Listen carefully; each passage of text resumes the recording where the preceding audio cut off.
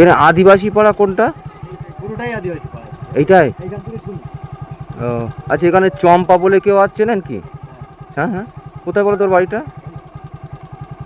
কোথায় তোমাদের বাড়ি, কোথায়? চলো বাড়িতে যাব, আজকে থাকবো তোমাদের বাড়িতে। তা আমি এই শাড়িগুলো বার করে দিচ্ছি, তোমার যেটা পছন্দ এই নাও, তোমার কাছেই দিলাম। এর মধ্যে তোমার যে শাড়িটা পছন্দ হয় তুমি ওখান থেকে চয়েস করে নাও, তোমার যেটা চয়েস হয়।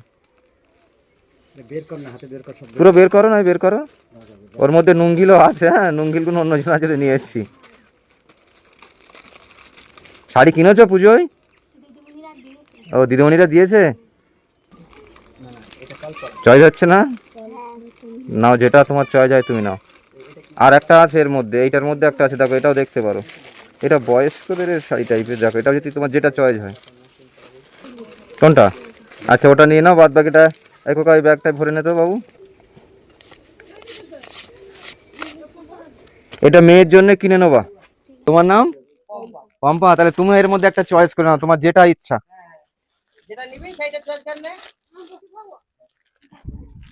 এটা নিলেও হবে কি ওই